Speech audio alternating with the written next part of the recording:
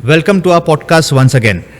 एक ऐसा शब्द, बीमारी तो बात की बात है, उसकी बात मैं नहीं करूँगा, पर ऐसा एक शब्द जिसको सुन के हम सब डर जाते हैं, कैंसर। एंड यस, इसके लिए हम ज़्यादा जानकारी लेंगे। हमारे एक्सपर्ट है डॉक्टर तनवीर मकसूद, जो 2008 से मेडिकल ऑन्कोलॉजिस्ट की प्रैक्टिस कर रहे हैं एंड सालाना 3,500 से ज़्यादा पेशेंट्स को ट्रीट करते हैं, which is a huge number. So estimate आप लगा लो कि एक डॉक्टर 3,500 पेशेंट्स को अगर ट्रीट करते हैं तो ओवरऑल स्टेटस क्या होगा। So this is a very very Grimes situation, और इसको हम अच्छे से समझ पाएंगे कि कैंसर क्या होता है, इसको कैसे ट्रीट किया जाता है, इसको कैसे हम काउंटर कर सकते हैं, और इसको ज़्यादा समझने की कोशिश करते हैं। Doctor Tanveer, thank you and बहुत I am humble to have you here. Sir, what is cancer? Cancer है क्या?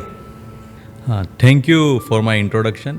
मेरा नाम डॉक्टर तनवीर मकसूद है। मैं मेडिकल ऑन्कोलॉजिस्ट हूँ, मतलब कैंसर फिजिशियन, और मैंने मेरी training Tata memorial hospital Mumbai से ली है। हमारा काम बेसिकली कैंसर का जो मेडिकल ट्रीटमेंट होता है वो सब हम करते हैं, जैसे कीमोथेरापी है, टारगेट थेरापी है, टैबलेट है, वो सब ट्रीटमेंट, मेडिकल ट्रीटमेंट सब हम करते हैं। तो आपका जो क्वेश्चन है कैंसर क्या है, तो अपना जो बॉडी है, वो बॉडी के जो सारे ऑर्गन्स है वो सेल्स से बने हुए हैं, और रोज़ाना मिलियंस ऑफ सेल्स नए बनते हैं और ख़राब सेल्स बॉडी से निकल जाते हैं। अभी सेल्स के अंदर एक स्ट्रक्चर होता है जिसको डीएनए बोलते हैं। अभी ये पूरा सिस्टम जैसे मोबाइल में पूरा सॉफ्टवेयर जैसा होता है कि कोई भी ख़राब एप्लीकेशन हो वो डिलीट हो जाती है, ऐसे बॉडी में एक सिस्टम होता है कि एक सेल बनता है, उसमें से मल्टीप्लिकेशन होती है, लेकिन उसमें से कई सेल्स ख़राब होते हैं। तो जो ख़राब सेल्स होते हैं वो बॉडी उसको डिटेक्ट कर लेती है, वो बॉडी का इम्यून सिस्टम होता है, और वो ख़राब सेल्स को बॉडी डिस्ट्रॉय कर देती है।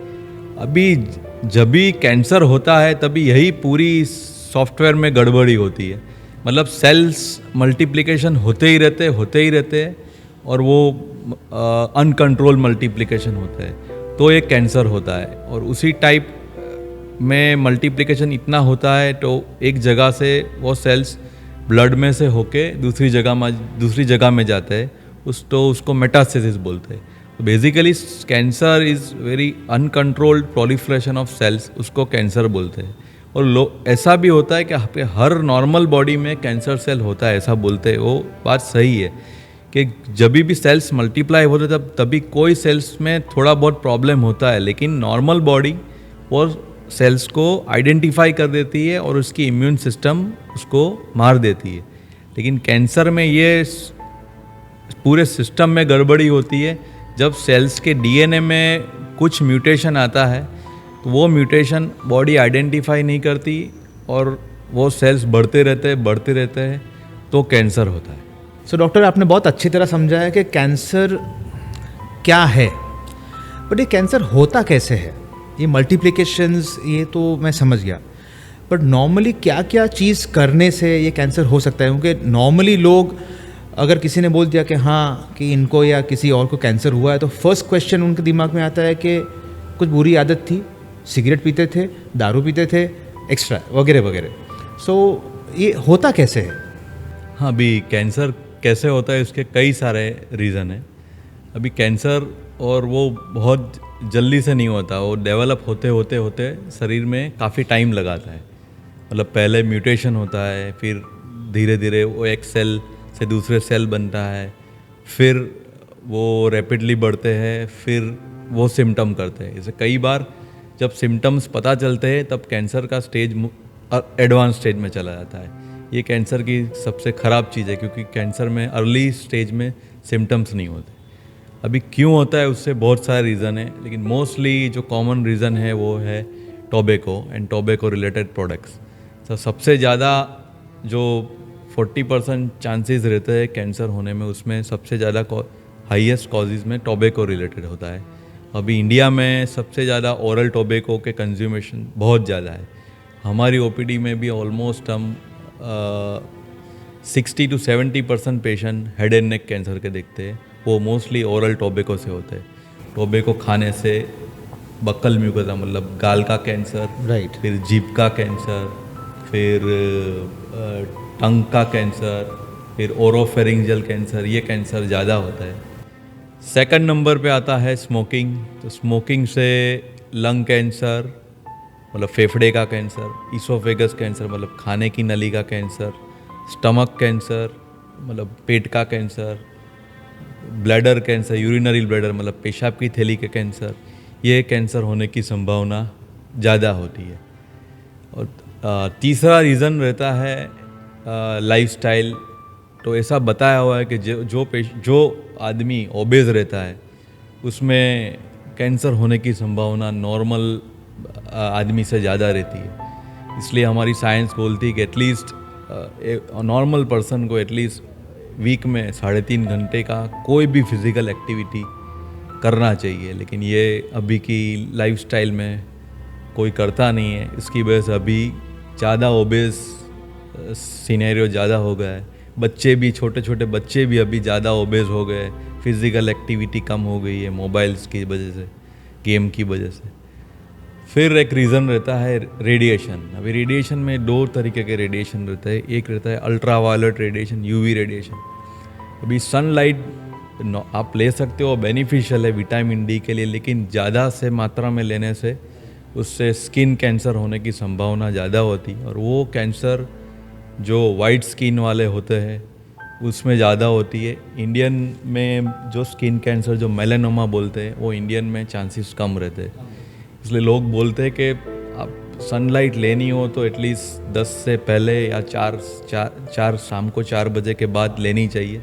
10 से 4 की सनलाइट हानिकारक होती है। दूसरा रहता है दूसरे रेडिएशन, आयोनाइजिंग रेडिएशन, जो कई और रेडिएशन से आते हैं, कई इक्विपमेंट से आते हैं, एक्सरे, राइट, मेमोग्राफी। देन ऐसा भी एविडेंस कंफर्म नहीं है, लेकिन मोबाइल ज़्यादा यूज़ करने से भी रेडिएशन आते हैं। बिल्कुल। तो एटलीस्ट एडवाइस करते हैं कि रात को सोते समय मोबाइल पास में रख के सोना नहीं चाहिए। एटलीस्ट 2 मीटर का इंटरवल रखना चाहिए। और अभी के सिनेरियो में मोबाइल्स के यूज़ काफ़ी बढ़ गए हैं। बिल्कुल। ये रेडिएशन के कॉजेज़ है। दूसरे जैसे केमिकल में कई तरह के केमिकल्स होते हैं, उससे कैंसर होने की संभावना ज़्यादा होती है। जैसे कि अपने एस्बेस्टोसिस है। और कई केमिकल्स अभी इंसेक्टिसाइड्स, पेस्टिसाइड्स में यूज़ करते हैं। मतलब अभी का जो अपना जो वेजिटेबल्स है, फ्रूट्स है, उसकी क्वालिटी पहले जैसी नहीं रहती। मतलब पहले जो फ्रेश फ्रूट मिलते थे ऑर्गेनिक, वो अभी पॉसिबल नहीं है। इसलिए उसकी वजह से भी कैंसर के प्रमाण बढ़ गए। और रीज़न में बताएंगे तो रहते कई प्रकार के हार्मोन्स होते हैं, वो लेने से भी कई प्रकार के ब्रेस्ट कैंसर होने की, जो हार्मोन पॉजिटिव ब्रेस्ट कैंसर होते हैं, उसकी संभावना बढ़ जाती है। और लास्ट में रहता है जीनेटिक कॉजेस। कई कैंसर वारसागत रहते हैं, उसके परसेंटेज 2 से 5% रहते हैं। लेकिन कई वारसागत कैंसर फैमिली में आते हैं और कई जीन जैसे BRCA1, BRCA2, ये जीन में BRCA1 पॉजिटिव हो नॉर्मल आदमी को, तो वो आदमी को ब्रेस्ट कैंसर होने के चांसेस 50 to 60% रहते हैं। और ओवेरियन कैंसर होने के चांसेस 30 to 40% रहते हैं, फीमेल्स में होते हैं। और मेल्स में पेनक्रियाटिक कैंसर होने के चांसेस, प्रोस्टेट कैंसर होने के चांसेस नॉर्मल आदमी से बढ़ जाता है। तो ये सब रीज़न है फॉर कैंसर। लेकिन कई बार कोई बैड हैबिट नहीं रहता, हेल्दी लाइफस्टाइल रहती है, फिर भी कैंसर हो जाता है। उसका कोई कंफर्म रीज़न बता नहीं सकते। फिर हम बोलते कि लक ख़राब है, लक खराब है। सो इसका मतलब आपने अभी जो बताया, एक क्रस में निकालो, एक कि अगर इम्यूनिटी अगर आपकी अच्छी है तो आप लड़ सकते हो। अगर इम्यूनिटी डाउन गई और आप में कैंसरस सेल्स है तो वो आप पे हावी हो जाएंगे। दूसरा, एज फिटनेस एक्सपर्ट्स हम लोग बोल के थक गए हैं, पर आप लोग नहीं सुनते हो। ये डॉक्टर बोल रहे हैं obesity can be a major cause for cancer, please understand. Sir बोल रहे हैं, समझिए। एंड स्पेशली उन्होंने ये बात छेड़ी है कि छोटे बच्चे अभी से ओबेसिटी के शिकार हैं। प्लीज़ अंडरस्टैंड, बहुत इम्पॉर्टेंट ये एक फैक्टर उन्होंने बोला है और छेड़ा है, जो एज फिटनेस एक्सपर्ट्स, मैं नहीं, बहुत सारे फिटनेस एक्सपर्ट बोलते रहते हैं कंटिन्यूसली इसके बारे में, बट कहीं ना कहीं लोगों की प्रायोरिटीज़ अभी अलग हो चुकी है। सो यस, आपने बहुत अच्छी तरह से समझाया। अभी यहाँ पे चलो, किसी को कैंसर हुआ है, मेरा एक कंसर्न था ऑलवेज, और मुझे ऐसा थॉट प्रोसेस बहुत बार आता भी है कि जो फाइनेंशियली वीक है उनको कैसे इसको फाइट करना चाहिए, वो कैसे इसको आगे लेके जाए, ट्रीटमेंट और वगैरह। हाँ, कैंसर का ट्रीटमेंट सही में लंबा चलता है और क्रॉनिक रहता है, मतलब ऐसा नहीं रहता कई और मोस्टली एडवांस स्टेज का कैंसर बहुत लंबा चलता है, और जब तक पेशेंट की लाइफ रहती तब तक कुछ ना कुछ ट्रीटमेंट चलता रहता है और महंगा रहता है। लेकिन अभी के सिनेरियो में गवर्नमेंट के सपोर्ट बहुत अच्छे हैं। गवर्नमेंट का जो नरेंद्र मोदी जी की जो आयुष्मान भारत योजना है बहुत फ़ायदा कारक है। उसमें पेशेंट को अप्रॉक्सीमेट पूरी ट्रीटमेंट, हमारी मेजर ट्रीटमेंट जैसे कि surgery, chemotherapy, radiation, PET scan सब फ्री में हो जाता है। तो पहले जो सिनेरियो था कि पुअर पेशेंट ट्रीटमेंट नहीं कर पाते थे, अभी वो क्वेश्चन निकल जाता है, मतलब और मेजर योजना में मेजर ऑलमोस्ट 90 to 95% ड्रग्स और ट्रीटमेंट इंक्लूडेड। तो ऐसा पेशेंट अभी नहीं रहता कि ट्रीटमेंट के बिना उसका पैसा नहीं हो, ट्रीटमेंट नहीं करा सकता, ऐसा अभी कम रहता है। वो गवर्नमेंट का बहुत बड़ा योगदान है। और आई थिंक ये चालू हुआ है, बहुत रिसेंटली चालू हुआ है, राइट? रिसेंटली चालू है, रिसेंटली। Very nice. और सब हॉस्पिटल्स में ये लोग को ये मेजर प्राइवेट हॉस्पिटल अभी आयुष्मान भारत योजना से अटैच है। Very nice. I think this is a very good initiative by government. Sir, एक और सवाल था कि अर्ली साइंस क्या होती है कि पता चल पाए कि हाँ एक कैंसरस स्टेज आ रहा है या कुछ कैंसर होने के चांसेस है, दिख रहा है, वो एज एन इंडिविजुअल कैसे पता चलेगा, या फिर वो मेडिकल रिपोर्ट्स पे ही पता चल सकता है, क्या हो सकता है? हाँ, नहीं, अर्ली साइंस रहते हैं कि जिससे हमको डाउट आ जाए कि हमको आगे इन्वेस्टिगेशन कराना चाहिए। ऐसे हम बोलते थे, हम पढ़ते थे तब ऐसे 3 वीक रूल पढ़ते थे कि 3 हफ्ते तक कोई भी चीज़ को अच्छी नहीं हो रही है तो आपको उसको आगे इन्वेस्टिगेट कराना चाहिए। फॉर एग्ज़ाम्पल, आपको फीवर आ रहा है, 3 वीक तक सब आपने करवा दिया, मलेरिया, डेंगू, टाइफॉइड, वो कुछ भी नहीं इम्प्रूव हो रहा है तो आपको आगे सोचना चाहिए कि उसको लिम्फोमा नहीं है, राइट, ल्यूकेमिया नहीं है। राइट। दूसरी चीज़, अभी मुंह में छाले पड़े, जो आदमी है, जो पेशेंट है, वो जो टोबैको च्यूइंग कर रहा है उसको मुंह में छाले पड़े, जीभ में छाला पड़े, वो 3-4 वीक तक उसको हील ही नहीं हो तो उसको डॉक्टर को कंसल्ट करना चाहिए, बायोप्सी करनी चाहिए, तो उसमें अर्ली स्टेज में पता चल जाता है। अब फिर अब खाने की नली की बात करें कि खाने में तकलीफ़ होने लगे, खाना उतारने में तकलीफ़ होने लगे, उसको खाने के बाद पानी पीना पड़े उतारने के लिए, तो वो इंडिकेट करता है कि उसको ओके, इसोफेगस में कुछ प्रॉब्लम है, राइट। तो ऐसे अर्ली साइंस है। और लंग्स में खांसी कंटिन्यूस महीने तक आती रहे, रिकवर नहीं हो, खांसी में खून आए, बैक में दर्द हो, ये इंडिकेट करता है कि कुछ गड़बड़ है। इसका मतलब यही नहीं कि कैंसर ही है, लेकिन आपको आगे इन्वेस्टिगेशन कराना पड़ता है। अभी यहाँ इंडिया में ऐसा हो रहा है कि ये सिम्टम्स तो आते हैं लेकिन पेशेंट आगे इन्वेस्टिगेट करता नहीं है, घबरा के उनको पता नहीं चलता, या तो फिर वो एक डॉक्टर से डॉक्टर पे पास जाता है। लेकिन ये इम्पोर्टेंट है कि 3-4 हफ्ते तक आपको कोई सिम्टम ठीक नहीं हो रही हो तो आगे इन्वेस्टिगेशन कराना चाहिए। आगे इन्वेस्टिगेशन में in the form of CT scan, contrast scan कराओगे तो आप आइडिया आ जाता है, और उसी टाइम में पता चले तो वो अर्ली स्टेज में पता चलता है। लेकिन फिर हम फीवर की दवाई लेते रहे, 4-5 महीना ऐसे निकल जाए तो फिर उसका जो स्टेज होता है वो बढ़ जाता है, तो तभी रिजल्ट में फ़र्क पड़ता है। इन शॉर्ट 3 वीक्स का रूल फॉलो करना बहुत ज़रूरी है, और कुछ भी चलाना नहीं चाहिए अभी मेरे ख्याल से। छोटा सा अल्सर भी मुंह में आ गया हो और 3 वीक से ज़्यादा वो हील नहीं हो रहा है तो I think we should not tolerate it, उसको इमीडिएटली इन्वेस्टिगेट कराना चाहिए. So yes, very very important rule जो डॉक्टर सर ने बताया है. 3 वीक्स to 4 वीक्स अगर आपको कुछ भी हो रहा है, आपके शरीर में प्रॉब्लम्स हैं, और अगर वो कुछ भी सॉल्व नहीं आ रहा है, आप मेडिकेशन कर रहे हो उसके बाद भी सॉल्यूशन नहीं आ रहा है, तो please go and get it investigated immediately. Sir, what are the different types of cancer, stages of cancer? Types बाद में बात करते हैं, पहले स्टेजेस की बात करते हैं. अभी स्टेजेस में मोस्टली रहता है, जब हम बोलते हैं फर्स्ट स्टेज है, सेकंड स्टेज है, थर्ड स्टेज है, वो ट्यूमर के लोकेशन पे बोलता है. वो एक ही जगह पे हो, उसका साइज़ छोटा हो तो उसको फर्स्ट स्टेज बोलते हैं. फिर उसके साइज़ के हिसाब से उसका स्टेज सेकंड स्टेज होता है. फिर वो अपनी जगह से उसके आजू बाजू जो लिम्फ नोड होते हैं उसमें जाता है, थर्ड स्टेज होता है. और फिर वो अपनी जगह से ब्लड में से होके कभी बोन्स में, कभी लंग्स में, कभी लीवर में, बोन में, ब्रेन में जाता है, उसको फोर्थ स्टेज बोलते हैं. तो ऐसा बोलते हैं कि फोर्थ स्टेज का कैंसर क्योरेबल नहीं रहता. अर्ली स्टेज वाले जो अपनी जगह पे ही हो उस टाइम पे आप ट्रीट करो तो उसका सक्सेस रेट काफ़ी अच्छा रहता है. ओके, तो मतलब फर्स्ट टू थर्ड स्टेज तक हील होने के चांसेस है, फोर्थ पे चांस नहीं है. ओके डॉक्टर, हमने स्टेजेस के बारे में जानकारी ली. लेट्स गो अबाउट के टाइप्स ऑफ कैंसर कौन कौन से हैं. हाँ, अभी अब टाइप्स के बारे में बात करें तो मैं जनरल बताऊंगा कि कई कैंसर अच्छे प्रकार के होते हैं जिसको लिम्फोमा बोल के, वो एक अच्छे टाइप का कैंसर है.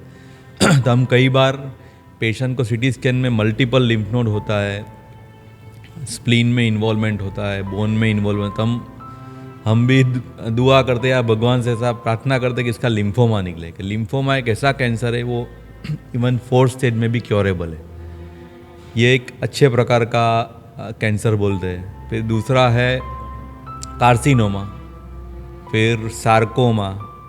सार्कोमा खराब प्रकार का होता है. सार्कोमा मोस्टली मसल्स में या बोन से शुरू होता है और वो स्प्रेड होता है. तो ये सच ये जनरल टाइप ऑफ कैंसर है. इसमें सबसे अच्छा बोलते हैं हम लिम्फोमा. मतलब है ऐसा कुछ कि अगर भगवान को कुछ दया करनी हो कि कैंसर देना है पर दया आ गई तो लिम्फोमा दे दो. हाँ, ऐसा ही.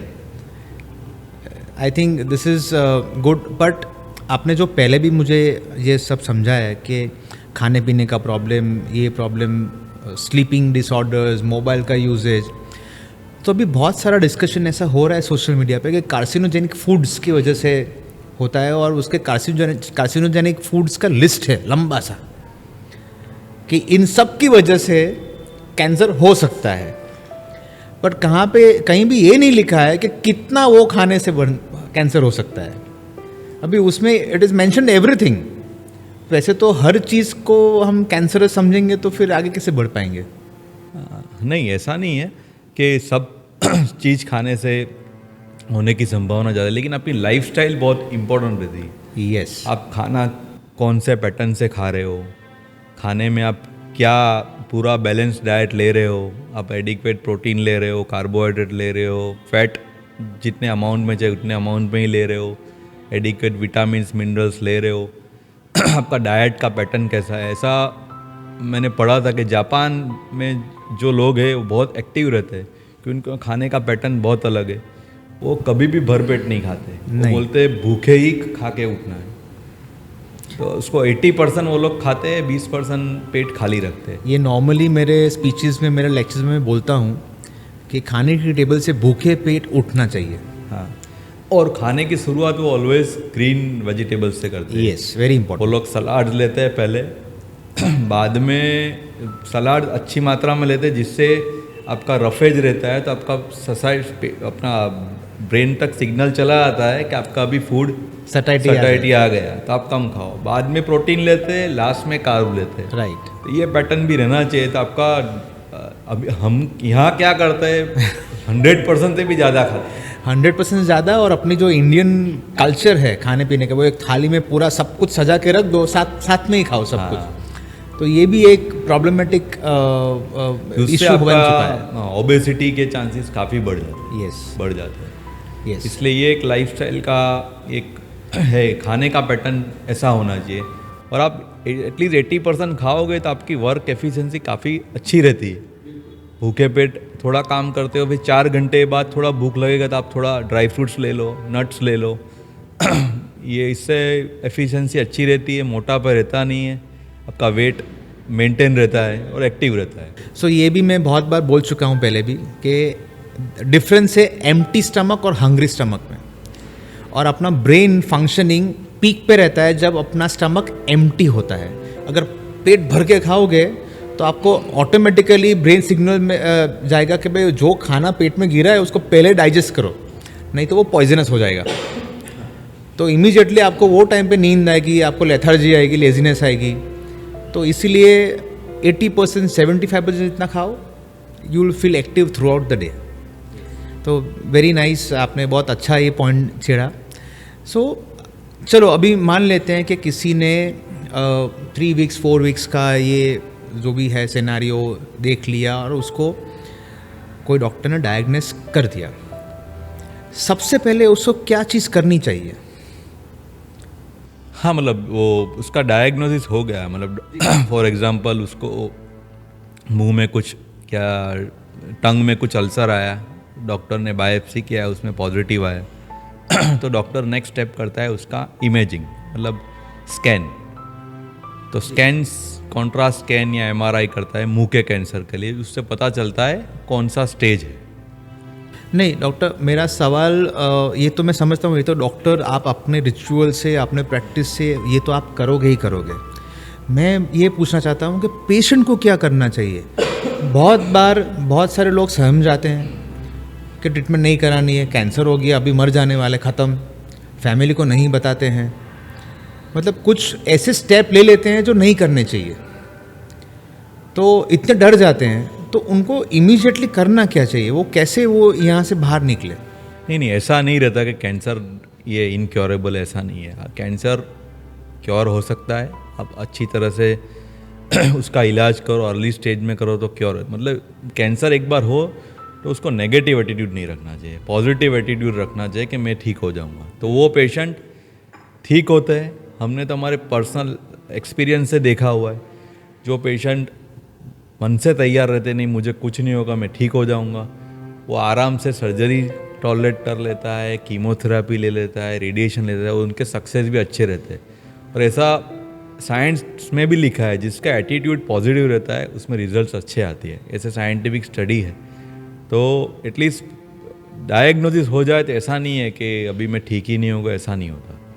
और उसको डॉक्टर के पास जाना चाहिए। यहाँ कई बार क्या होता है, मुंह के कैंसर में डायग्नोसिस होता है तो वो डॉक्टर के पास जाता नहीं है, वो दूसरी ऑल्टरनेटिव ट्रीटमेंट करता है। यस। अभी ऑल्टरनेटिव ट्रीटमेंट में उसके स्टेज बढ़ जाते हैं, फिर वो तीसरे चौथे स्टेज पे आता है, तब वो डॉक्टर के पास, ऑन्कोलॉजिस्ट के पास जाता है। तो उसकी वजह से उसके रिजल्ट्स काफ़ी गिर जाते हैं। सो ये आपने बहुत अच्छा पॉइंट बोला है, जो ऑल्टरनेटिव थेरापीज़ की सोच लेते हैं। मैं तो ये मानता हूँ यार, मुझे सुनने में भी आया है कि आजू बाजू वाले लोग ज़्यादा वो सलाहकार बन जाते हैं, उनको समझ में तो कुछ नहीं आता है। ये भी मैं बहुत बार बोल चुका हूँ कि उनकी बात सुनो जिनको कुछ पता है, जिनको कुछ नॉलेज हो। तो क्या हमको सच्ची में कैंसर एक सीवियर कंडीशन है तो उसमें ये घरेलू नुस्खे या नेचुरोपैथी सब बोलते हैं, वो करना चाहिए कि अवॉइड करना चाहिए? बिल्कुल नहीं करना चाहिए, और आपको डॉक्टर अच्छा। की एडवाइस ही लेनी चाहिए, क्योंकि ये सब करने में आपका क्रूशियल टाइम चला जाता है। और यही इंडिया में प्रॉब्लम है कि इंडिया में ओरल कैंसर डायग्नोसिस मतलब 70 to 80% cases 3rd 4th stage में ही आते हैं। और वही कंपेयर टू अदर कंट्रीज़, वो लोग अर्ली स्टेज में ज़्यादा मुंह के कैंसर डायग्नोस करते हैं, लेकिन यहाँ पूरा उल्टा है कि वो डॉक्टर के पास आते ही नहीं है, वो जब लास्ट में आते हैं। और कैंसर में अर्ली स्टेज में कोई पेन नहीं होता। फॉर एग्जांपल अब मुंह का कैंसर बोलो, अर्ली स्टेज में कोई पेन नहीं होता। पेन जब शुरू होता है जब वो 3rd या 4th स्टेज में जाता है, तो तभी वो डॉक्टर के पास भागता है। लेकिन उस टाइम में उसके रिजल्ट काफ़ी गिर जाते हैं, और अब उसकी ट्रीटमेंट भी लंबी हो जाती है, और ट्रीटमेंट की साइड इफ़ेक्ट भी ज़्यादा होती है, और रिजल्ट्स भी कम होते हैं। इसलिए आयुर्वेदिक और यो कोई भी ऑल्टरनेटिव मेडिसिन का प्रयोग शुरू में तो नहीं करना चाहिए। राइट, तो उसमें आप अननेसेसरीली टाइम ज़्यादा खींच लोगे और स्टेज मेरे ख्याल से बढ़ते जाएंगे, तो आई थिंक वो रिस्की हो जाएगा फिर। Okay, so you are an expert in giving chemotherapies. आपका मेन आई थिंक स्पेशलाइजेशन ही मेडिकल ऑन्कोलॉजिस्ट उस पर डिपेंडेंट है पूरा। कीमोथेरेपी के दौरान एक इंडिविजुअल को क्या क्या बीतती है स्टार्टिंग से? अगर फर्स्ट कीमोथेरेपी अगर की बात करें, साइकिल्स होते हैं उसमें कुछ। हाँ, अभी अब कीमोथेरेपी के बारे में बात करें तो कीमोथेरेपी बेसिकली क्या है? कीमोथेरेपी कैंसर सेल्स को मारने की दवाई है। वो या तो वो इंजेक्शन के रूप में आती या गोली के रूप में आती। अभी कैंसर सेल्स को ब्लड में जाती है और कैंसर सेल्स को मारती है, लेकिन कीमोथेरेपी का गैर फायदा क्या है कि वो कैंसर सेल्स के अलावा नॉर्मल सेल्स को भी मारती है। नॉर्मल जो रैपिडली ग्रोइंग सेल्स है, इसलिए उसकी वजह से साइड इफ़ेक्ट होती है, लेकिन इसकी साइड इफ़ेक्ट टेम्पररी होती है और वो बॉडी रिकवर कर लेता है। और अभी के सिनेरियो में कीमोथेरेपी की जो साइड इफ़ेक्ट है उसको प्रिवेंट करने की सपोर्टिव मेडिसिन इतनी अच्छी आ गई है, तो अभी ऐसा नहीं रहता कि पहले हम जो बोलते थे कि एक पेशेंट कीमोथेरेपी लिया तो वो बेड पे ही रहता है, उल्टियाँ ही करता रहता है, तो डायरिया इतना होता है, ऐसा नहीं रहता। और अभी मोस्ट ऑफ हमारी कैंसर की कीमोथेरेपी ट्रीटमेंट डे केयर में रहती है। मतलब पेशेंट सुबह आता है और 5-6 बजे लेके चला घर जाता है, फिर वो थोड़े दिन 2-3 दिन ब्रेक लेके वो अपना काम भी कर सकता है, ऑफिस में जा सकता है। मतलब अभी सिनेरियो पहले ऐसा नहीं है कि कीमोथेरेपी बहुत टॉक्सिक रहती है, कीमोथेरेपी में पेशेंट बहुत परेशान होता है, ऐसा नहीं रहता। कई कीमोथेरेपी हैवी रहती है, मतलब सर्टन कैंसर में, जैसे कि ब्लड कैंसर है, एक्यूट माइलॉइड ल्यूकेमिया है, एक्यूट लिम्फोब्लास्टिक ल्यूकेमिया, उसकी कीमोथेरेपी हैवी होती है, उसमें साइड इफ़ेक्ट होती है, तो हम पेशेंट को समझा के। लेकिन जो अभी दूसरे कैंसर है, जैसे ब्रेस्ट कैंसर है, लंग कैंसर है, हेड एंड नेक कैंसर है, मतलब कॉलोन कैंसर, आंत का कैंसर, स्टमक कैंसर, पेट का cancer, urinary bladder cancer, kidney cancer, ये सब की ट्रीटमेंट मोस्टली डे केयर में होती है और इतनी साइड इफ़ेक्ट नहीं आती है। सो मोटा मोटी अगर देखें तो एक होते हैं जो सर्जिकली आप ट्रीट कर सकते हो, और एक जो होता है जैसे लिम्फोमा, जो सर्जिकली आप ट्रीट नहीं कर सकते। बराबर। तो दोनों चीज़ में अलग अलग कीमोथेरेपीज जाएगी, एक में सर्जरी के बाद होगा, एक में सर्जरी के पहले, या आई थिंक इवन इन जिसमें केसेस में सर्जरी करनी होती है उसमें पहले भी करते हैं कीमोथेरेपी। मतलब कई कैंसर ऐसे होते हैं जिसको हम सर्जरी के पहले कीमोथेरेपी, इसको न्यू एडजुवेंट कीमोथेरेपी बोलते हैं। कई प्रकार के ब्रेस्ट कैंसर, मतलब कई बार ब्रेस्ट कैंसर डायग्नोज होता है, उसकी साइज़ बड़ी होती है, तो उसको हम छोटा करते हैं। तो छोटा करने से सर्जरी में पूरी ब्रेस्ट निकालनी नहीं पड़ती, ब्रेस्ट बच जाती है, जिससे लेडीज़ की जो कॉस्मेटिक टेंशन है वो अच्छी रहती है, मतलब ब्रेस्ट बच जाती है। राइट। फिर कई प्रकार के ब्रेस्ट कैंसर होते हैं जिसको HER2 पॉजिटिव ब्रेस्ट कैंसर बोलते हैं, ट्रिपल नेगेटिव ब्रेस्ट कैंसर बोलते हैं। ये एग्रेसिव वाले ब्रेस्ट कैंसर होते हैं, तो उसमें हम पहले कीमोथेरेपी देते हैं, बाद में सर्जरी करते हैं, उससे उसके सक्सेस अच्छे मिलते हैं। इसी तरह के दूसरे कैंसर जैसे कि लंग कैंसर है, फिर स्टमक कैंसर है, वो ये सब कैंसर में अभी के स्टडीज़ के हिसाब से आप पहले कीमोथेरेपी दो और बाद में सर्जरी करो तो उसके सक्सेस ज़्यादा है। मतलब ये सीक्वेंस रहता है, कई कैंसर में पहले सर्जरी करते बाद में कीमोथेरेपी देते, कई कैंसर टाइप में पहले कीमो देते बाद में सर्जरी करते। ये डिपेंड्स अपॉन कौन से टाइप का कैंसर है और कौन से स्टेज का है, इसके हिसाब से हम ट्रीटमेंट प्लान करते हैं। और ट्रीटमेंट प्लानिंग भी बहुत इम्पोर्टेंट रहता है। ट्रीटमेंट प्लान हम अकेले नहीं करते, इसको एक जॉइंट क्लिनिक बोलते हैं, जिसमें कैंसर फिजिशियन मतलब मेडिकल ऑन्कोलॉजिस्ट, कैंसर सर्जन मतलब ऑन्को सर्जन, फिर रेडिएशन थेरापी रेडिएशन ऑन्कोलॉजिस्ट, फिर पैथोलॉजिस्ट और रेडियोलॉजिस्ट, ये 5 लोगों की टीम मिलके हर केस को डिसाइड करते हैं और फिर एक ट्यूमर बोर्ड में प्लान डिसाइड करते हैं कि ये पेशेंट का इस तरीके से पूरा प्लान फाइनल होता है। जैसे कैंसर ट्रीटमेंट एक डॉक्टर्स के बस की बात नहीं है, ये पूरा ग्रुप ट्रीटमेंट रहता है और उससे पेशेंट की ट्रीटमेंट में फ़ायदा होता है, डिसीज़न अच्छे रहते हैं और पेशेंट के हित में रहते हैं। राइट, क्योंकि आई थिंक सब एक्सपर्ट एक साथ में अगर मिल के एक पेशेंट पे ध्यान दो तो बहुत फ़र्क पड़ता है। Very nice. हमने पहले बात की जो फाइनेंशियली अनस्टेबल हो, जो गरीब हो, उनको आयुष्मान योजना जैसी योजना बहुत अच्छी है गवर्नमेंट की, और मेरे ख्याल से बहुत सारी ऐसी हॉस्पिटल्स भी हैं जो सेवाभावी है और वो बहुत सारे फ्री में या बहुत कम रेट्स में पूरा ट्रीटमेंट करती है, राइट? सो वैसे हॉस्पिटल्स को का पता कैसे चल सकता है? कहाँ से पता चले कि ऐसी हॉस्पिटल्स है अलग अलग लोकेशंस में? ऐसा कुछ है वो पोर्टल? हाँ, उनका आयुष्मान योजना का पोर्टल ही है कि आप फॉर एग्जांपल कैंसर को उसको ट्रीटमेंट कराना है, उसका पूरा पोर्टल रहता है कि सूरत में इतनी इतनी हॉस्पिटल उस कार्ड से एफिलिएटेड है।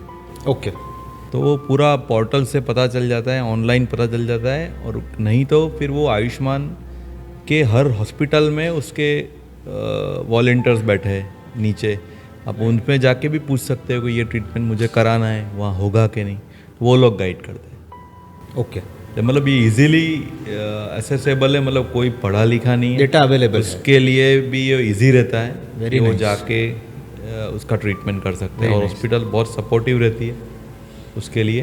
पेशेंट का इंडोर स्टे, पेशेंट का खाना सब हॉस्पिटल प्रोवाइड करती है, जाने के पेशेंट उसको पैसे भी देती है कि वो घर सही सलामत पहुंच जाए, ओह, और जाने के बाद पेशेंट को उनके कस्टमर केयर से फ़ोन भी आता है फीडबैक के लिए कि आपका सर ट्रीटमेंट कैसा रहा, सर्विस कैसा रहा है। मतलब ये बहुत अच्छा इनिशिएटिव है, और पेशेंट को भी अच्छा रहता है और डॉक्टर और हॉस्पिटल को भी रहता है कि हम अच्छी सर्विस करें तो उसकी रेपुटेशन अच्छी हो, उसको अच्छा 100% फीडबैक मिले। राइट, बहुत अच्छी बात है। मतलब पेशेंट घर तक पहुँचे, वहाँ तक वो पैसे दे सकते हैं आपको। Very nice. अब ये तो बात हो गई, चलो एक बार जो पेशेंट है उसका मनोबल बहुत स्ट्रांग है कि उसको लड़ाई करनी है और जीतना है, पर मेरे ख्याल से घर वाले टूट जाते हैं। सो आपने तो मतलब बोलने की ज़रूरत नहीं है, आपने बहुत सारे ऐसे फैमिलीज़ को हैंडल किया होगा या काउंसलिंग की होगी, क्योंकि वो टूट जाते हैं। तो ऐसा कोई सिचुएशन या उनको क्या करना चाहिए फैमिली को? नहीं, रहता है कई बार। क्या होता है कि कई ट्रीटमेंट कैंसर में बहुत महंगी होती है, वो आयुष्मान योजना भी इंक्लूड नहीं रहती, जैसे कि कई टारगेटेड थेरापीज होती है, फिर इम्यूनोथेरापी है, वो बहुत महंगी होती है, एक एक इंजेक्शन 2-2 लाख के होते हैं। तो मोस्टली क्या रहता है, डॉक्टर्स को क्लियरली पेशेंट को बताना चाहिए कि हम ये ट्रीटमेंट तुम्हारा प्लान कर रहे हैं, इससे ट्रीटमेंट से तुम्हारी बीमारी ठीक नहीं होगी, ये असर होगा तो थोड़ा महीना तुमको एक्सटेंशन मिलेगा। ये सब इम्यूनोथेरापी, ये सब केसेस में पेशेंट को क्लियरली बताना चाहिए। तो कई बार पेशेंट को क्लियरली बताते नहीं हैं, और पेशेंट को ऐसा लगता है कि मैं 10-12 लाख या 15 लाख का खर्चा करूँगा, मैं ठीक हो जाऊँगा, लेकिन को खर्चा करने के बाद एंड रिजल्ट मिलता नहीं है, और पेशेंट ख़त्म हो जाता है, उसकी फैमिली ख़त्म हो जाती है। इसलिए कैंसर ट्रीटमेंट में उसको पूरा क्लियर सिनेरियो डॉक्टर्स को, उसकी फैमिली को बताना चाहिए। हमारे पास पेशेंट है तो हम पेशेंट को बताते हैं भाई ये ट्रीटमेंट पॉसिबल, हम ट्रीटमेंट कर सकते हैं, लेकिन ये ट्रीटमेंट क्योरेबल नहीं है, तो तुम इतना खर्चा करोगे तो भी तुमको इतना फ़ायदा नहीं होगा, और तुम्हारी कैपेसिटी नहीं है तो मत करो। कैंसर में ये भी एक चीज़ है, कैंसर ट्रीटमेंट में फुल स्टॉप लगाना भी इम्पोर्टेंट रहता है। फिर तुम पेशेंट को बताओगे ही नहीं कि ये इससे बीमारी ठीक होगी, तुम ये खर्चा करो, फिर ये खर्चा करो। तो ये एक इम्पॉर्टेंट चीज़ है, पेशेंट को क्लियरली बताना चाहिए कि हम ये महंगी दवाई दे रहे, उसका फ़ायदा कितना है और किस हेतु से दे रहे। हम ठीक करने के नहीं दे रहे, तुमको थोड़ा एक्सटेंशन मिला है उसके लिए दे रहे, या पेन रिलीफ करने के लिए। फिर तुम्हारे पास पैसे की सगवड़ हो तो ही करो, तुम घर बार बेच के किसी से उधार लेके ये मत करो। ये एक चीज़ इम्पॉर्टेंट है कि पेशेंट को आप क्लियरली पहले से बता दो कि ये ट्रीटमेंट से तुमको इतना ही फ़ायदा होगा, और तुमको फाइनेंशियल कंसर्न है, तुम ये मत करो। तुम अटक जाओ, फिर सपोर्टिव मेडिसिन जैसे पेलिएटिव मेडिसिन उस पर ट्रीटमेंट करो तो बेटर रहता है। इसलिए ये भी इम्पोर्टेंट है, ये बताना चाहिए। कई बार पेशेंट समझ नहीं पाता, डॉक्टर बताता है, कई बार डॉक्टर बताते नहीं है, पेशेंट को आइडिया नहीं देता, हम ये 15 लाख खर्चा कर देंगे तो ठीक हो जाएंगे। इन लास्ट में पता चलता है कि ये तो सिर्फ पेलिएटिव ट्रीटमेंट था। सो आई थिंक ये जितना भी ट्रीटमेंट एक्सटेंड होता है और अगर पता है डॉक्टर को कि इसमें कुछ सुधार नहीं आने वाला तो वो रुक जाना भी इम्पोर्टेंट डिसीजन रहता है। अननेसेसरी टॉर्चर है। पेशेंट को ना बोल दो कि अभी आप ट्रीटमेंट मत कराओ, ये भी बहुत इंपॉर्टेंट चीज़ है। फिर आप ट्रीटमेंट करते ही रहोगे और उससे कोई फ़ायदा नहीं हो रहा और इतने महंगे महंगे दवाई जा रहे और पेशेंट की फाइनेंशियल कंडीशन भी अच्छी नहीं है, तो उस टाइम पे रुक जाओ, वो सबसे बेस्ट डिसीजन है। तो एक चीज़ है कि बहुत बार ट्रीटमेंट प्रोलॉन्ग हो जाती है। आई थिंक वहाँ कहीं ना कहीं फैमिली मेम्बर्स एक्सेप्ट कर लेते हैं कि हाँ अभी हमको भी डाउनफॉल दिख रहा है। पर बहुत बार अभी जो रिसेंटली हम लोग सुनते भी हैं, पढ़ते भी हैं, एकदम रैम्पंट, मतलब कैंसर डिटेक्ट हुआ 3rd या 4th स्टेज में और 3 महीने 4 महीने में तो आई थिंक केस ख़त्म। इसमें तो फैमिली, कोई भी फैमिली हो, एक्सेप्ट ही नहीं कर पाएगी कि क्या हो गया। तो आई थिंक ऐसे बहुत सारे फैमिलीज आपको मिलते होंगे या मिलते हैं। मतलब हमारा प्रैक्टिस में ऑलमोस्ट जो मेडिकल ऑन्कोलॉजी का प्रैक्टिस है कैंसर फिजिशियन का, तो उसमें मेजर जो पेशेंट रहते हैं वो सब एडवांस स्टेज के रहते हैं। हमारे पास तो बहुत सारे ऐसे पेशेंट, उसकी फैमिलीज आते हैं जो डिप्रेस रहते हैं। तो आइडियली कई बार हमको काउंसलिंग करना पड़ता है, कई बार हमको साइकेट्रिस्ट के पास भेजना पड़ता है, कि कई बार हमको एंटी डिप्रेशन ड्रग देनी पड़ती है। ये बहुत कॉमन है। इवन कैंसर पेशेंट ही, नॉर्मल आदमी में भी अभी डिप्रेशन के सिनेरियो बहुत ज़्यादा बढ़ गए, इसलिए हम लोग बहुत ज़्यादा इस तरह का पेशेंट देखते हैं। लेकिन हम पेशेंट को काउंसलिंग करते हैं, फैमिली को काउंसलिंग करते हैं। इसलिए जो नया पेशेंट आता है उसको काउंसलिंग में ज़्यादा टाइम देना होता है। आपको कैंसर ट्रीटमेंट से तो समझानी होती है, लेकिन ट्रीटमेंट का हेतु क्या है, ट्रीटमेंट कितना फ़ायदा करेगी, ट्रीटमेंट के कितने रिजल्ट है और ट्रीटमेंट में कितना कॉस्ट है और आपकी फाइनेंशियल कंडीशन कैसी है, वो भी बहुत इम्पॉर्टेंट है। फिर आप कुछ भी, मतलब जो कोई 15-20 हज़ार रुपये कमा रहा है और उसमें आप इम्यूनोथेरापी लिख दोगे और जिससे सिर्फ 3-4 महीने का बेनिफिट है, वो वायबल नहीं रहता अपने इंडियन सिनेरियो के। तो एक बहुत सीरियस सवाल पूछता हूँ। आपने बहुत बार ऐसा पेशेंट को तो नहीं, पेशेंट की तो हालत ही नहीं होगी मेरे ख्याल से वो टाइम पे, फैमिलीज़ को बताया होगा कि you don't see any progress from here on, कि मुझे नहीं लगता है। और बहुत बार कैंसर के केसेस में दिखता, मतलब सुना भी है कि 3 महीने है या 2 महीने है। तो क्या रिएक्शन आता है फैमिलीज़ का? रिएक्शंस रहते हैं। कभी कभी बहुत एडवांस स्टेज में पता चले, यंग पेशेंट हो तो उसमें रिएक्शन बहुत वरीसम रहते हैं, बहुत डिप्रेस होते हैं, रोते हैं और उनको रिएक्शन बहुत ख़राब रहते हैं। और सर्टन पेनक्रियाटिक कैंसर है, वो मोस्टली 80-90% में एडवांस स्टेज में पता चल जाता है और पता चलता है तो उनका लाइफ स्पान भी साल या 9 महीना, साल, 1.25 साल, उस तरीके के कैंसर में फिर यंग फिट हो और सडनली फीवर आए और ब्लड टेस्ट कराए और उसमें ल्यूकेमिया आए, वो पेशेंट में काफ़ी डिप्रेस रहते हैं। लेकिन अभी दूसरा एक सिस्टम क्या रहता है, बाहर के देश में एक सिस्टम रहता है कि जब आपका प्राइमरी ट्रीटमेंट फेल हो जाए, मतलब आपका जो स्टैंडर्ड ट्रीटमेंट है फेल हो जाए, तो उनके पास ऑप्शन रहते हैं क्लिनिकल ट्रायल्स। राइट।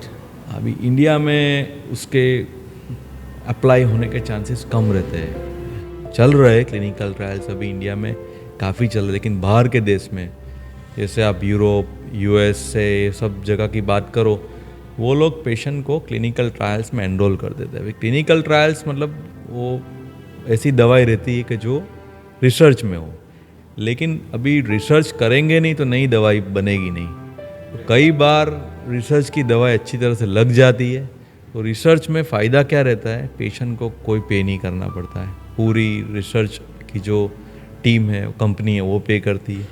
उसमें फ़ायदा बहुत मिलता है और फाइनेंशियल सपोर्ट बहुत मिलता है। और कई बार अपने पास कोई ट्रीटमेंट ऑप्शन होता नहीं है और रिसर्च की ड्रग उसको लग गई तो काफ़ी एक्सटेंशन मिलता है। तो अभी हमारे पास भी काफ़ी सारे क्लिनिकल ट्रायल्स है।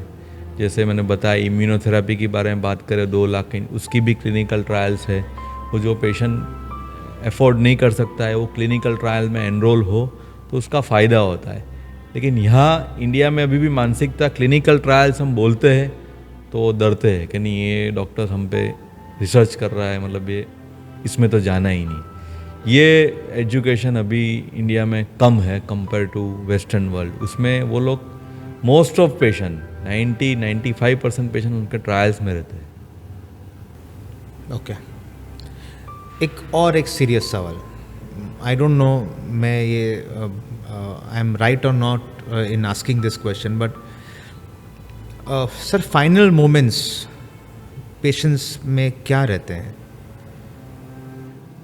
हाँ, फाइनल मोमेंट्स ऐसे ख़राब रहते हैं, लेकिन अभी के सिनेरियो में पेलिएटिव मेडिसिन काफ़ी सारी आ गई। तो पेशेंट को हम सिडेशन में रखते हैं, जैसे मॉर्फिन के इंजेक्शन्स है, मॉर्फिन की टैबलेट्स है, मॉर्फिन के स्टिकर्स है, मॉर्फिन के इन्फ्यूज़न पंप आता है वो लगा देते हैं, तो पेशेंट पेन फ्री रहता है, मतलब तकलीफ़ें कम रहती है। लेकिन वो पीरियड मुश्किल रहता है। और दूसरा, इंडिया में अपने बाहर के देशों में उनके पास ऐसे पेलिएटिव सेंटर्स है, मतलब क्योंकि टर्मिनल स्टेज में पेशेंट को मैनेज करना घर पे मुश्किल रहता है। हाँ, तो वो लोग क्या करते हैं, वो पेलिएटिव सेंटर्स में पेशेंट को भेज देते हैं, तो वहाँ उसकी स्पेशलाइज्ड नर्सेज रहती है, वो सब मैनेज करती है। इंडिया में ये बहुत कम है, कई मेट्रोज़ में है, लेकिन बाकी और सिटीज़ में और टाउन में नहीं है। वो घर पे मैनेज करना मुश्किल रहता है। पेशेंट के रिलेटिव्स, पेशेंट के क्लोज रिलेटिव्स थक जाते हैं, कई बार तो थक जाते हैं कि डिफ़िकल्ट पीरियड रहता है। लेकिन हम जितना हेल्प हो सके पेशेंट के रिलेटिव्स को काउंसलिंग करते हैं कि आप ये दवाई, ये इंजेक्शन, ये गोली मॉर्फिन का रेगुलर टाइम से देते रहो, तो पेशेंट एटलीस्ट उसकी जो टर्मिनल स्टेज है वो एटलीस्ट पेन फ्री रहे। और ये टर्मिनल स्टेज ऑफ कोर्स अलग अलग कैंसर्स में अलग अलग डेज या मंथ्स होते होंगे, बट नॉर्मली एवरेज क्या रहता है? हर कैंसर का अलग अलग रहता है। कई कैंसर स्लो ग्रोइंग रहते हैं, तो फिर उसमें इवन एडवांस स्टेज में भी आदमी अच्छी तरह से लंबे समय तक जीता है। कई कैंसर बहुत फास्ट ग्रोइंग होते हैं, जैसे पैनक्रियाटिक कैंसर है, फिर एक्यूट माइलॉइड ल्यूकेमिया है, बहुत ख़राब है। उसमें पेशेंट का ट्रीटमेंट एक बार डॉक्टर ने बोल दिया कभी कोई ट्रीटमेंट पॉसिबल नहीं है, तो जो AML एक्यूट माइलॉइड ल्यूकेमिया है उसमें वर्सनिंग बहुत जल्दी होता है और मतलब लास्ट इवेंट डेथ बहुत जल्दी होती है। आई थिंक उस स्टेज में आप लोग जो पेन फ्री रखने की कोशिश करते हो, उस स्टेज में हम पेशेंट को एडमिट भी नहीं करते, करना भी नहीं चाहिए कि आप एडमिट करके और पेशेंट को टॉर्चर करते। तो वो सब सपोर्टिव मेडिसिन पेशेंट को बोलते आप घर पे करो तो ज़्यादा अच्छा है, क्योंकि हॉस्पिटल में रहेंगे तो पूरी फैमिली, पेशेंट, फाइनेंशियल सब उसके ज़्यादा जाते हैं। राइट। सो जब एक बार पेशेंट को हम डिक्लेयर कर देते हैं कि अभी ट्रीटमेंट ऑप्शन अपने पास है नहीं और ट्रीटमेंट करने से कोई फ़ायदा नहीं है, तो जो बाकी की जो सपोर्टिव मेडिसिन है हम मोस्टली पेशेंट को होम बेस ही एडवाइस करते हैं, आप घर पे ही करो। कई बार घर पे एक नर्स अपॉइंट कर देते हैं या भेज देते हैं, वो हमारे शेड्यूल के हिसाब से उसको पेन किलर्स, फिर नींद का दवाई, मॉर्फिन के इंजेक्शन वो आप देते रहते हैं। आई थिंक एटलीस्ट वो लास्ट मोमेंट्स उसकी ईज में रहे।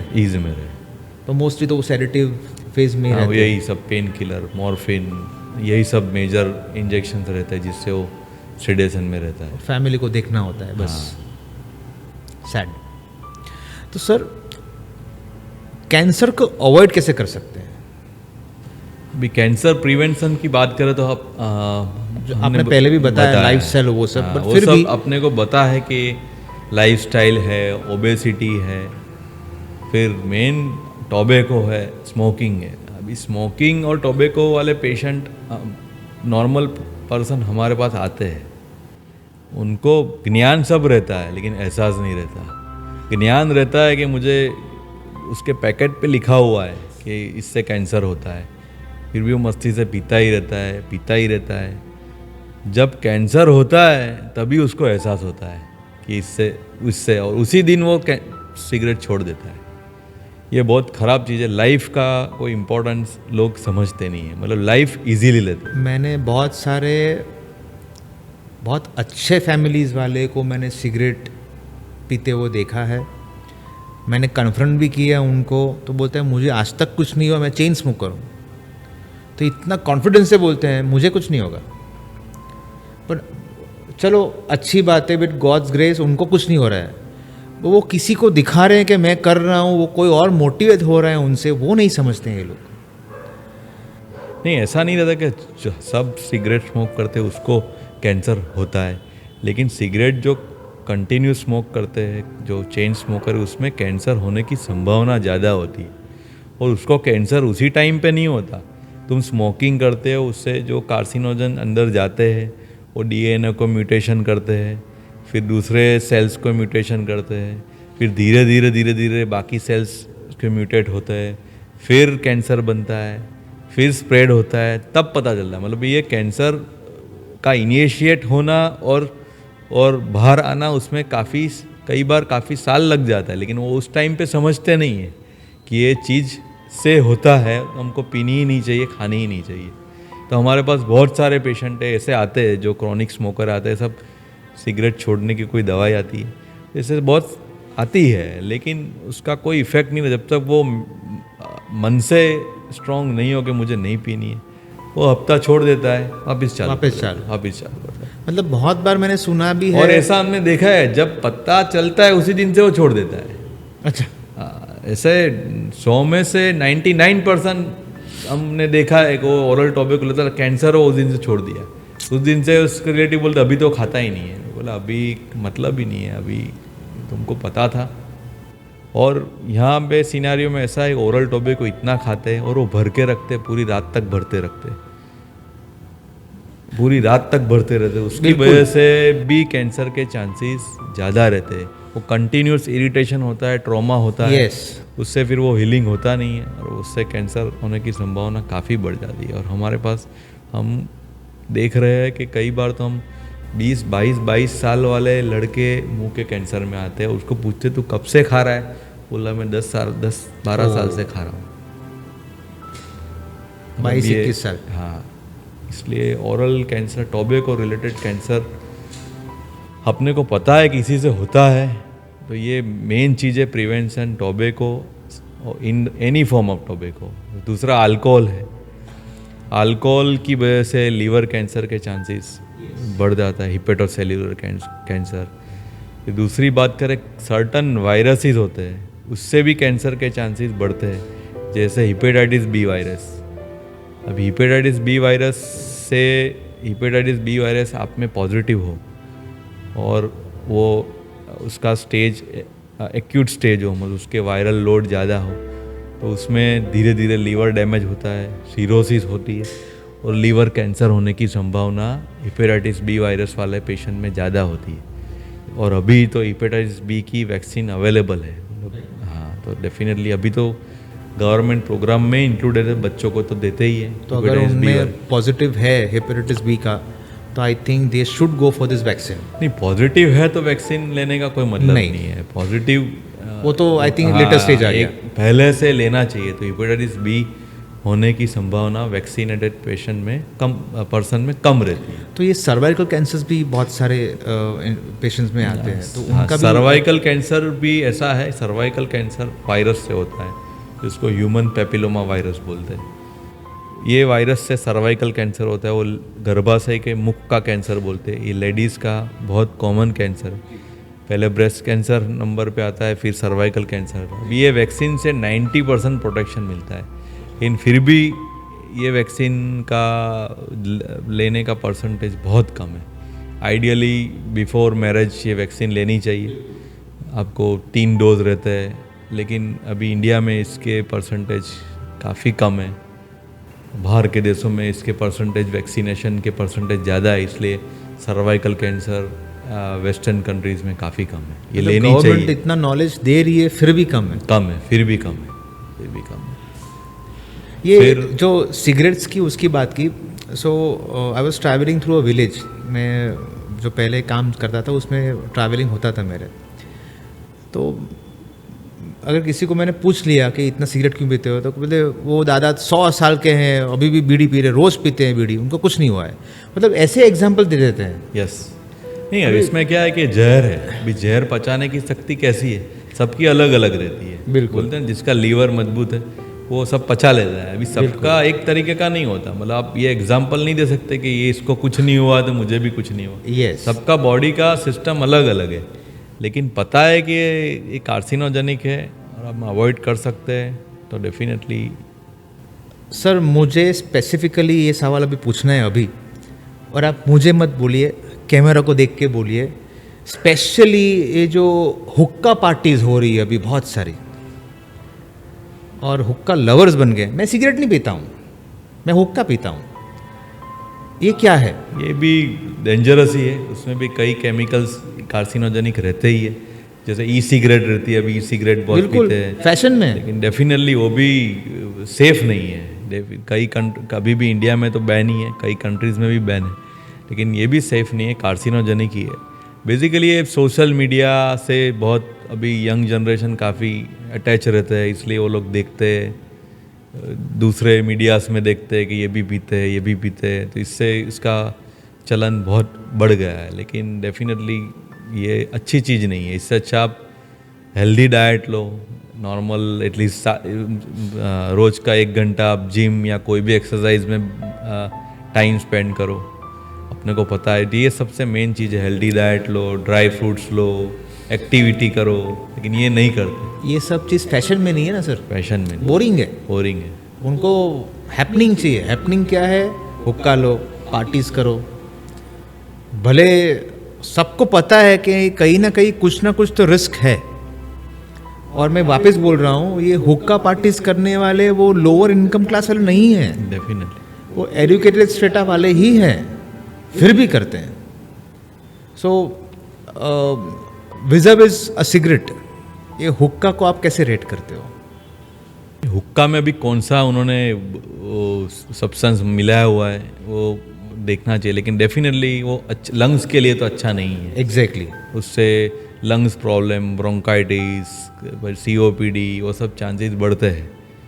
और जैसे आपने पहले बताया कि इम्यूनिटी डाउन गई तो वो टाइम अगर पकड़ लिया। मेन चीज़ है अपना पूरा बॉडी का जो सिस्टम है वो इम्यूनिटी से टिका हुआ है। यस, वो इम्यूनिटी को मेंटेन करने के लिए आपको जैसे बोलते थे, एक तो अपना पॉजिटिव एटीट्यूड फिर रखना चाहिए, फिर अच्छी नाइट स्लीप एडिक्वेट होनी चाहिए, 8 से 9 घंटा, क्या मिनिमम 7 to 8 आवर्स स्लीप होनी चाहिए, फिर एक्सरसाइज रेगुलरली होनी चाहिए, और ये सब चीज़ें बहुत इम्पोर्टेंट है। तो लेकिन लोग करते नहीं है। ये सब चीज़ें करें तो ही बॉडी की इम्यून सिस्टम मेंटेन रहती है, और मेंटेन नहीं रहती तो ही ये सब डिसीज़ है, जैसे कैंसर है, कार्डियक है, जो नॉन कम्युनिकेबल डिसीज़ है, राइट, वो हेल्दी पर्सन में उसके रेट कम रहते हैं, लेकिन ये सब पेशेंट में, पर्सन में उसके रेट बढ़ जाता है। राइट। सो इम्यूनिटी की अगर बात करें तो उसमें सबसे इम्पोर्टेंट बात तो आएगी डाइट की। आपने पहले ही बताया कि पहले सैलेड खाओ, फिर मैं बोलता हूँ, आपने बोला प्रोटीन एंड फैट्स खाना चाहिए सेकंड में, और थर्ड खाना चाहिए कार्बोहाइड्रेट्स। उसके फ़ायदे बहुत सारे हैं, बहुत अच्छे फ़ायदे हैं, एवरीथिंग फाइन। बट कौन से फूड सब्सटेंसेस ऐसे हैं जो खाने चाहिए, और कौन से फूड सब्सटेंसेस है जो अवॉइड करने चाहिए? जैसे कि सब बोलते हैं कि माइक्रोवेव को अवॉइड करो। नहीं, माइक्रोवेव के बारे में भी पढ़ा था कि माइक्रोवेव फूड इतना अच्छा नहीं रहता, क्योंकि माइक्रोवेव में क्या होता है, आप जो फूड रखते हो उसमें आप माइक्रोवेव करते हो तो वाटर उसका बॉईल हो जाता है। जो फूड की जो न्यूट्रिशनल वैल्यू है, वो जो आप नॉर्मल तरीके से खाते हो और माइक्रोवेव में गर्म करके खाते हो तो उसकी गड़बड़ी हो जाती है। राइट। इसलिए माइक्रोवेव कई लोग अवॉइड करते हैं। या तो माइक्रोवेव में यूज़ करो तो उसके जो स्पेसिफिक यूटेंसिल है वही यूज़ करके करो, लेकिन माइक्रोवेव हो सके तो अवॉइड करना चाहिए। दूसरे जो फूड में अवॉइड में रहते हैं कि आप फैटी फूड ज़्यादा मत खाओ, सैचुरेटेड फैटी फूड मत खाओ। यस। मीट ज़्यादा मात्रा में मत खाओ। मीट ऐसा नहीं बोलते खा नहीं सकते, खा सकते हो, लेकिन पर बहुत ज़्यादा सारे मात्रा में सिर्फ मत खाओ। वही खाते हैं, हाँ, वो मात्रा मत खाओ। Specially red meat. Red meat white अच्छा बोलते हैं, मतलब फिश को Yeah. ज़्यादा पौष्टिक बोलते हैं। फिर बाकी जो बर्ड मीट है, चिकन है, उसको अच्छा बोलते हैं। लेकिन रेड मीट ज़्यादा मात्रा में खाने से कॉलोन कैंसर ये सब के चांसेस ज़्यादा रहते हैं, क्योंकि उसको डाइजेशन मुश्किल रहता है। बिल्कुल। क्योंकि और दूसरा हमारा सब जो डाइट रहता है सब मसाले से भरा हुआ, इसलिए डाइजेशन आप खाओगे तो डाइजेशन आपका डिफ़िकल्ट रहता है, हैवी रहता है, तो सेल्स को ज़्यादा मल्टीप्लिकेशन करना पड़ता है। और इसलिए आप लाइट फूड खाओ, आप खुद एक्सपीरियंस कर सकते हो। आप सलाद खाओ, थोड़ा सा पहले सलाद खाओ, फिर आप प्रोटीन Protein खाओ, and fats. फैट खाओ, कार्ब्स खाओ, 80% खाओ। आपको दोपहर को खाओगे तो आपको नींद भी इतना नहीं आएगा। और लेकिन आप भरपेट ये सब मीट खाओगे बिल्कुल। और 100 या 120% खाओगे तो आपको नींद आता है, डाइजेशन आपका वीक रहता है, आपको काम करने का इच्छा नहीं रहता, बॉडी फिट नहीं रहता। राइट। इसलिए डाइट कौन से टाइप का खाओ, बैलेंस खाओ, ये इम्पोर्टेंट है। दूसरा जो इम्पोर्टेंट जो रिच फूड है उसमें आता है ड्राई फ्रूट्स खाना चाहिए। ऐसा बोलते हैं कि एम्प्टी स्टमक खाना चाहिए। आप सुबह उठ के एटलीस्ट 4 बादाम खा लो, फिर आप ब्रेकफास्ट करो, उसके 4-1 घंटे बाद आप 4 काजू खा लो, फिर खाना खाने के रात को खाना खाने के बाद थोड़ा 4 घंटे बाद थोड़ा ड्राई फ्रूट खा सकते हो। और थोड़ा थोड़ा करके खा सकते हो, इतना महंगा भी नहीं था, नॉर्मल आदमी भी खा सकता है। आप सिगरेट के पैसे इसमें डालोगे हाँ। तो आराम से रोज का 40-50 रुपये का वो ड्राई फ्रूट आराम से खा सकता है। लेकिन लोगों को ये नहीं खाना है। दूसरा जो प्रोसेस बिल्कुल फूड रहता है, स्पेशली ये बच्चों के लिए बहुत खाते हैं वो लोग। पैकेट फूड, वेफर, ये सब बहुत खाते हैं। कोल्ड ड्रिंक, पिज़्ज़ा, बर्गर, ये बिल्कुल अवॉइड करना चाहिए। फ्रूट्स कम खाते हैं, ये सब ज़्यादा खाते हैं, तो उससे बच्चों में ओबेसिटी के चांसेस बहुत ज़्यादा है। अभी के बच्चे हम देखते हैं, बिल्कुल। हमारे टाइम में जो पतले लीन एंड थीन होते थे वो इंसिडेंट्स अभी काफ़ी कम, बहुत कम है ऐसे। बहुत कम। एक्टिविटी नहीं करते वो। यस। और डाइट उनका यही सब फास्ट फूड डाइट रहता है। सो ये आपने एक पॉइंट बोला यूटेंसिल्स का, और ज़्यादातर इंडियन कल्चर में अभी भी एल्यूमिनियम यूटेंसिल्स यूज़ किया जाता है, वो भी आई थिंक डेंजरस है। तो वैसा कुछ आपने कुछ रिसर्च में पढ़ा है कहीं पे कि? नहीं, वो मैंने नहीं पढ़ा, लेकिन मैं इतना पढ़ा था कि माइक्रोवेव में बने तो आपको अवॉइड करना है। और दूसरी चीज़ है, फ्राइड आइटम ज़्यादा नहीं खानी चाहिए। आप कम फ्राइड करो या फ्रायर यूज़ करो, उसमें डाइजेशन आपका इजी रहता है, पेट इतना हैवी नहीं रहता। राइट। आप तला हुआ बहुत नहीं खाना चाहिए, उससे डाइजेशन में अपने यहाँ ज़्यादातर डीप फ्राई होता है। सो क्या हम इसका ये कंक्लूजन निकाल सकते हैं कि एक फिट बॉडी सच्ची में हेल्दी बॉडी हो सकता है और इम्यूनिटी वाइज भी बहुत अच्छा रहता है? तो ये हम कंक्लूजन तो निकाल सकते हैं इससे, आप जो भी आपने बताया है कि जो भी फिट है, मतलब बहुत बार ऐसा होता है कि फिट रहना और हेल्दी रहने में डिफरेंस है। जैसे कि बहुत सारे स्पोर्ट्स पर्सन जो एनहेंस बॉडी बिल्डर्स होते हैं या एनहेंस एथलीट्स होते हैं या स्टेरॉइड्स रहते हैं, आई थिंक आपके पास ऐसे भी केसेस आए होंगे जो स्टेरॉइड्स यूज़ करते हैं, एथलीट्स होते हैं वो स्टेरॉइड्स यूज़ करते हैं, उनका कोई कैंसरस कोई एग्जांपल आपके पास आया हो? नहीं, हमारे पास ऐसा एग्जांपल्स एथलीट का तो कोई आया नहीं है, लेकिन स्टीरॉइड्स की साइड इफ़ेक्ट रहती है। स्टीरॉइड से बोन ऑस्टियोपोरोसिस हो जाता है, स्टीरॉइड से आपकी इम्यूनिटी कम हो जाती है, स्टीरॉइड से शुगर लेवल बढ़ जाता है, स्टीरॉइड से कई बोन्स में फ्रैक्चर होने की चांसेस बढ़ जाते हैं।